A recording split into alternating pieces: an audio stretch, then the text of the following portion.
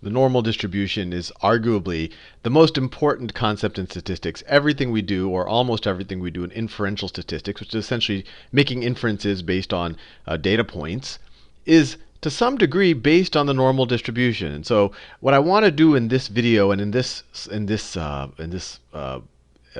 spreadsheet is to essentially give you as deep an understanding of the normal distribution as possible. And just in the rest of your life, you're always, if someone says, "Oh, we're assuming a normal distribution," you're like, "Oh, I know what that is. This is the formula, and I understand how to use it, etc., etc." So this spreadsheet, just so you know, is downloadable at www.khanacademy.org/downloads/ and if you just type that part in, you'll see everything that's downloadable. But then download/normalintro.xls, and then you'll get this spreadsheet right here. And I think I did this in the right standard. But anyway, if you go onto Wikipedia, and if you were to type in normal distribution, or you were to do a search for normal distribution, let me actually get my pen tool going.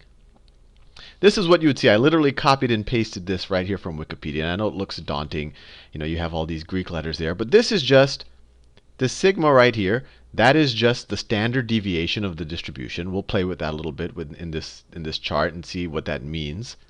And well, you know what the standard deviation is in general, but this is the standard deviation of this distribution, which is a probability density function. And I encourage you to re-watch the video on probability density functions, because it's a little bit of a transition going from the binomial distribution, which is discrete, right? In the binomial distribution, say, oh, what is the probability of getting a 5? And you just kind of look at that histogram or that bar chart and you say, oh, that's the probability.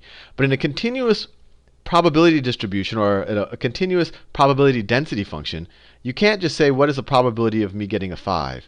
You have to say, what is the probability of me getting between, let's say, a 4.5 and a 5.5? You have to give it some range. And then your probability isn't given by just reading this graph. The probability is given by the area under that curve, right? It would be given by this area. And for those of y'all who know calculus, if P of x is our probability density function, it doesn't have to be a normal distribution, although it almost always, well, it often is a normal distribution. The way you actually figure out the probability of, let's say between 4.5 and 5.5. What is the probability? This is whatever. The odds of me getting between 4.5 and 5.5 inches of rain tomorrow. It'll actually be the integral from 4.5 to 5.5 of this probability density function, or of this probability density function, dx. Right? So that's just the area in the curve. For those of you who don't know calculus yet, I encourage you to watch that playlist. But all this is saying the area in the curve from here to here. And actually turns out for the normal distribution, this isn't an easy thing to evaluate analytically. And so you do it numerically, and that kind of, you don't have to feel bad about doing it numerically, because like, oh, how do I take the integral of this? There's actually functions for it, and you can even approximate. One way you could approximate it is you could use it the way you approximate integrals in general, where you could say, well, what is the area of this? What's roughly, the area of this trapezoid? So you could figure out the area of that trapezoid, taking the average of that point and multiplying it by the base. Or you could just take the let me change colors just because I think I'm overdoing it with the green.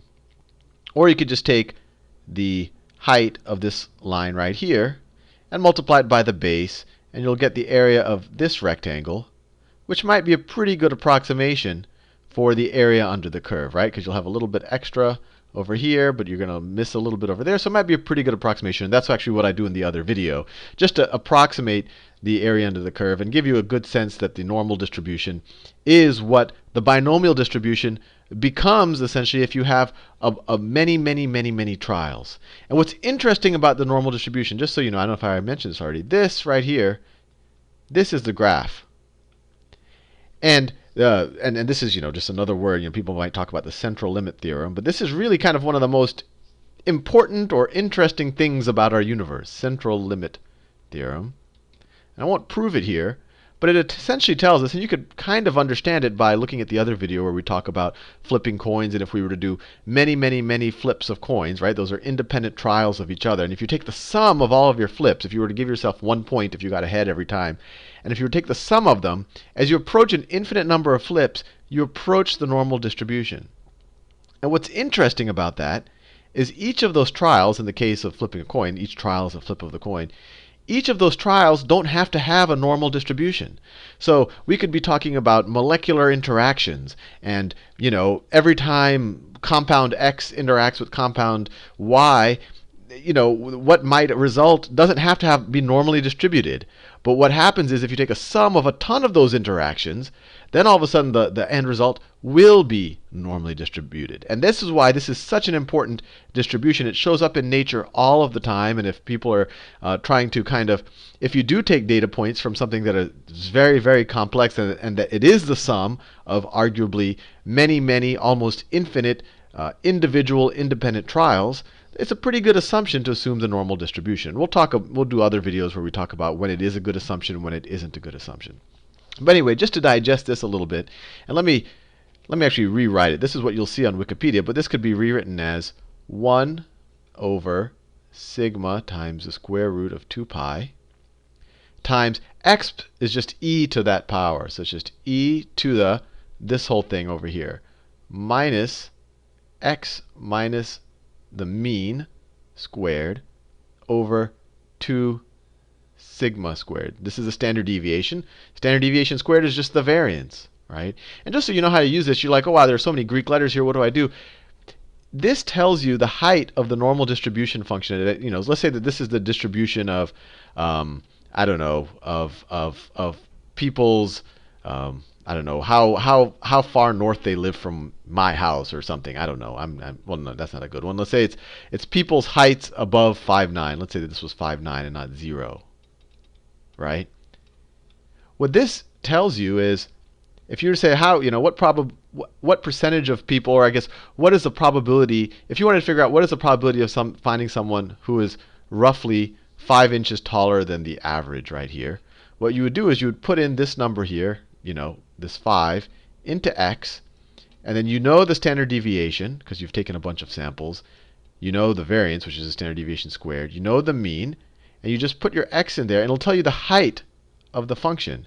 And then you have to give it a range. You can't just say how many people are exactly 5 inches taller than average. You would actually say how many people are between 5.1 inches and 4.9 inches taller than the average. You have to give it a little bit of range, because no one is exactly, or it's almost infinitely impossible to the atom to be exactly 5'9". Even the definition of an inch isn't defined that particularly. So that's how you use this function. I think it's this is so heavily used in, one, it shows up in nature, but in all of inferential statistics, I think it behooves you to become as familiar with this formula as possible. And I guess to make that happen, let me play around a little bit with this formula, just to kind of give you an intuition of how everything works out, et cetera, et cetera. So if I were to take this, and I like to just maybe help you memorize it, this could be rewritten as, if we take the sigma into the square root sign, if we take the standard deviation in there, it becomes 1 over the square root of 2 pi sigma squared. I've never seen it written this way, but it gives me a little intuition that sigma squared, it's always written as sigma squared, but it's really just the variance. And the variance is what you calculate before you calculate the standard deviation. So that's interesting. And then this top right here, this could be written as e to the minus 1/2 times, and if we were to just take this, if we were to, both of these things here are squared, so we could just say x minus the mean over sigma squared. And this kind of clarifies a little bit what's going on here a little bit better, because what's this? X minus sigma is the distance between whatever point we want to find. Let's say we're here. X minus mu. X minus mu is the mean, so that's here. So that's this distance. And then this is the standard deviation, which is this distance. So this in here tells me how many standard deviations I am away from the mean, and that's actually called the standard z-score I talked about in the other video.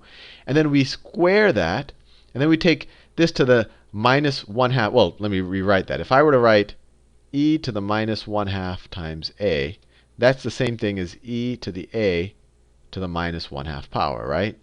If you take something to an exponent and then take that to an exponent, you can just multiply these exponents. So likewise, this could be rewritten as, this is equal to 1 over the square root of 2 pi sigma squared, which is just the variance. And I'm just playing around with the formula because I really want you to see all the ways that it, maybe you'll get a little intuition. And I encourage you to email me if you see some insight on, why this exists and all of that. But once again, I think it is cool that all of a sudden we have this other formula that has pi and e in it, and this is really just, this is what the central, so many phenomenon are described by this. And once again, pi and e show up together, right? Just like e to the I pi is equal to -1 tells you something about our universe. But anyway, I could rewrite this as e to the x minus mu over sigma squared, and all of that to the -1/2. Something in the -1/2 power, that's just 1 over the square root, which is already going on here. So we could just rewrite this over here as 1 over the square root of 2 pi times the variance times e to essentially our z-score squared, right? If we say z is this thing in here, z is how many standard deviations we are from the mean, z-score squared. And all of a sudden this kind of becomes a very clean, we just say 2 pi times our variance times e to the number of standard deviations we are away from the mean. You square that.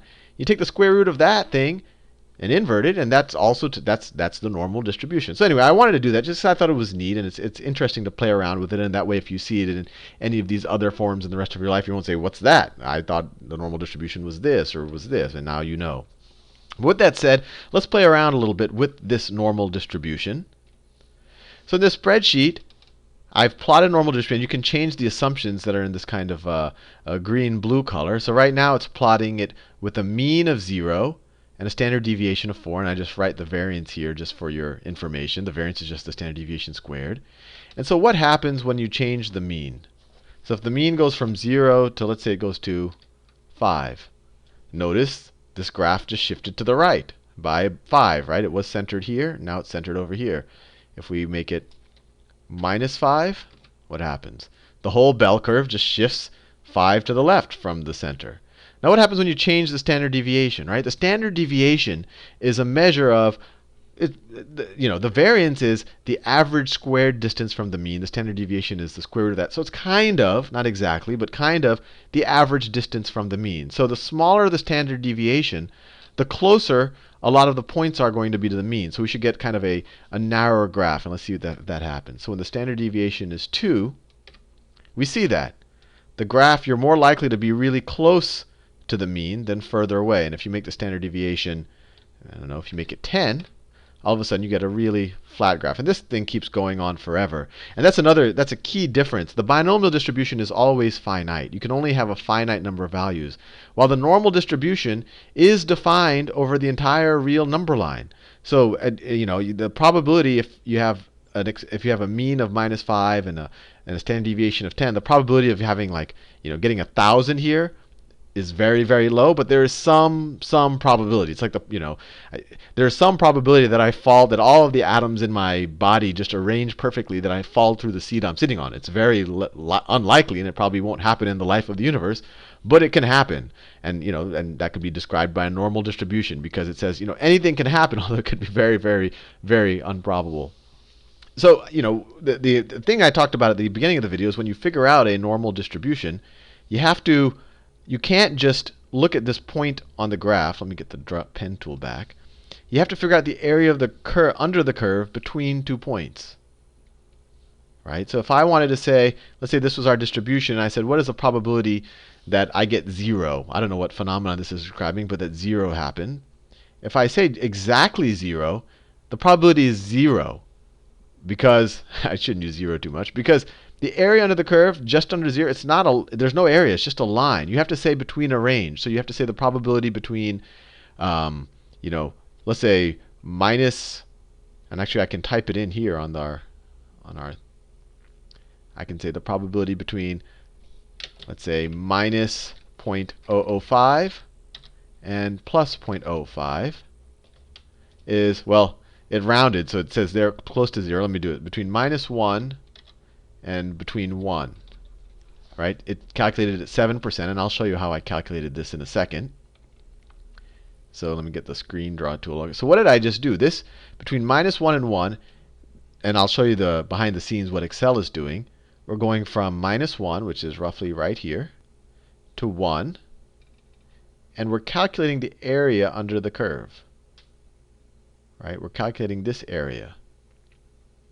Or for those of you who know calculus, we're calculating the integral from -1 to 1 of this function where the standard deviation is right here, is 10, and the mean is -5. And actually, let me put that in. So we're calculating, for this example, the way it's drawn right here, the normal distribution function. Let's see, our standard deviation is 10 times the square root of 2 pi times e to the -1/2 times x minus our mean. Our mean is negative right now, right? Our mean is -5, so it's x plus 5 over the standard deviation squared, which is the variance, so that's 100 squared dx. This is what this number is right here, this 7%, or actually 0.07 is the area right under there.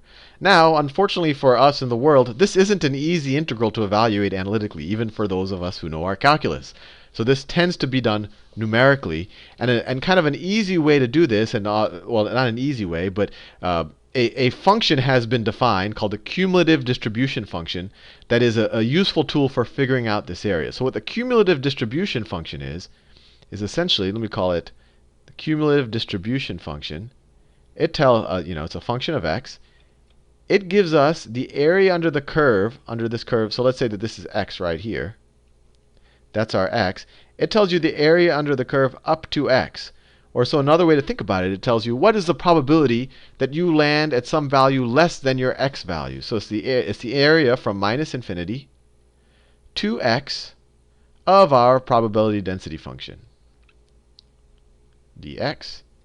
And there's actually an Excel, when you actually use the Excel normal distribution function, you say norm distribution.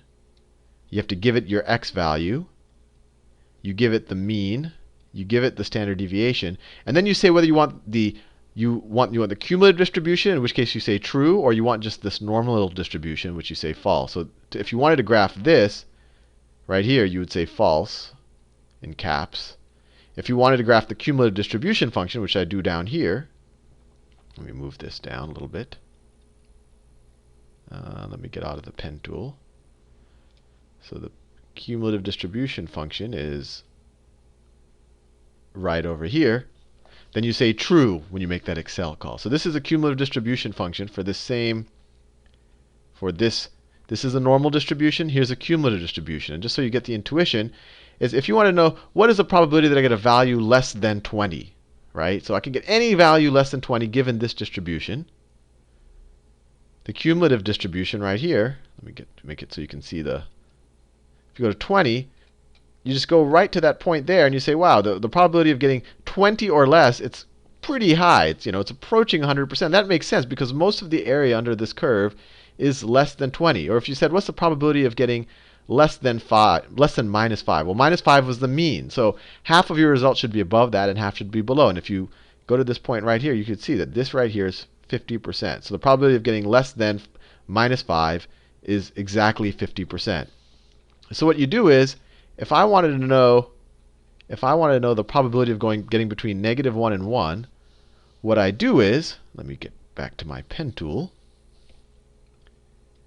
What I do is I figure out what is the probability of getting -1 or lower, right? So I figure out this whole area.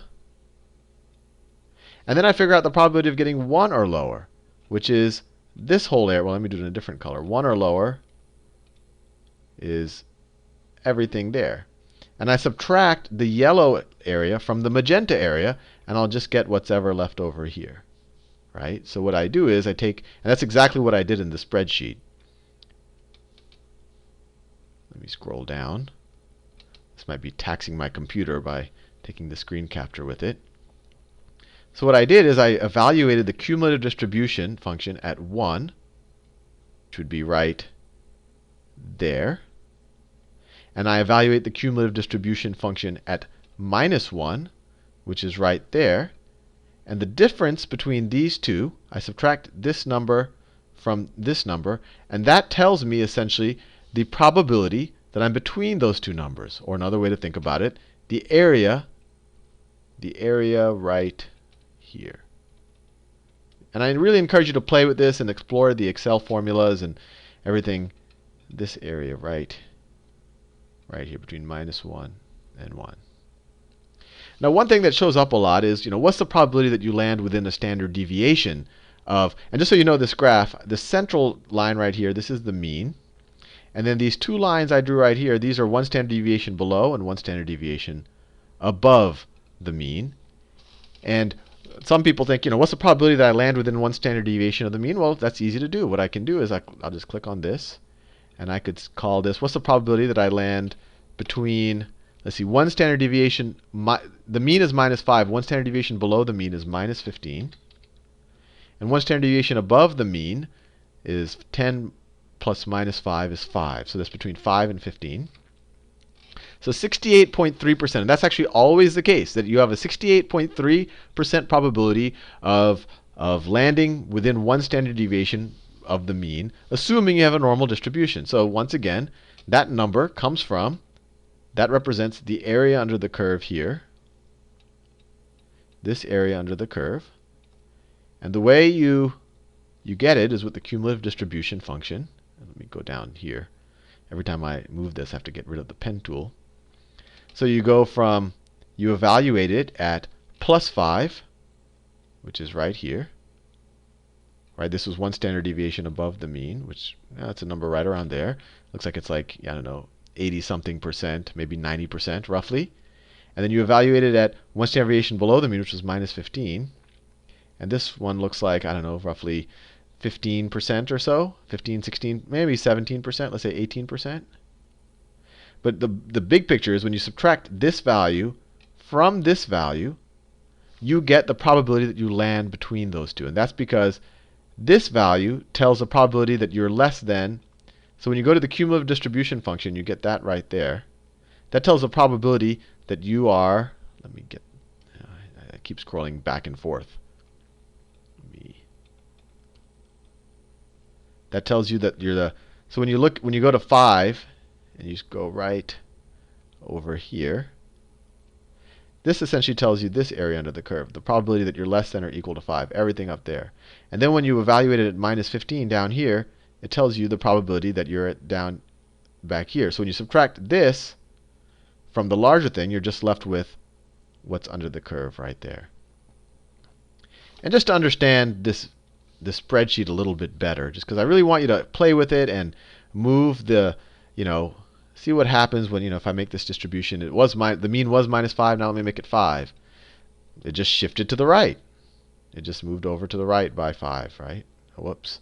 I'll use the pen tool. It just moved over to the right by 5. If I were to try to make the standard deviation smaller, we'll see that the whole thing just gets a little bit tighter. Let's make it 6. And all of a sudden, this looks a little bit tighter curve. We make it 2, it becomes even tighter. And just so you know how I calculated everything, and I really want you to play with this and play with the formula and get an intuitive feeling for this, the cumulative distribution function, and think a lot about how it relates to the binomial distribution. And I covered that in the last video. This, to plot this, I just took each of these points. I went to plot the points between -20 and 20. And I just incremented by 1, right? I just decided to increment by 1. So this it's not a continuous curve. It's actually just plotting a point at each point and connecting it with a line. Then I did the distance between each of those points and the mean, right? So I just took, let's say that, the 0 minus 5, this is this distance. So this just tells you the point -20 is 25 less than the mean, right? That's all I did there. Then I divided that by the standard deviation, and this is the z-score, the standard z-score, right? So this tells me how many standard deviations is -20 away from the mean. It's 12.5 standard deviations below the mean. And then I used that, and I just plugged it into essentially this formula to figure out the height of the function. So let's say at -20, the height is very low. At -5, well, let's say at -2, the height's a little bit better. The height's going to be someplace, it's going to be like, right there. And then And so that gives me that value. But then to actually figure out the probability of that, what I do is I calculate the cumulative distribution function between, well, this is the value that the probability that you're less than that. So, the area under the curve below that, which is very, very small. It's not 0. I know it looks like 0 here, but that's only because I round it. It's going to be, 0, 0, 0, 1. It's going to be a really, really small number. There's some probability that we even get like minus 1,000. And another intuitive thing that you really should have a sense for is, what is the probability? The integral over this, or the entire area of the curve, has to be 1, because that takes into account all possible circumstances. And that should happen if we put a suitably small number here and a suitably large number here. There you go. We get 100%. Although this isn't 100%. We would have to go from minus infinity to plus infinity to really get 100%. It's just rounding to 100%. It's probably 99.999999% or something like that. And so, and so to actually calculate this, what I do is I take the cumulative distribution function of this point, and I subtract from that the cumulative distribution function of that point. And that's where I got this 100% from. Anyway, hopefully that'll give you a good feel for the normal distribution. And I really encourage you to play with the spreadsheet and to even make a spreadsheet like this yourself. And in future exercise, we'll actually use this type of a spreadsheet as an input into other models. So if we're doing a financial model, and if we say our revenue has a normal distribution around some expected value, what is the distribution of our net income? Or we could think of 100 other different types of examples. Anyway, see you in the next video.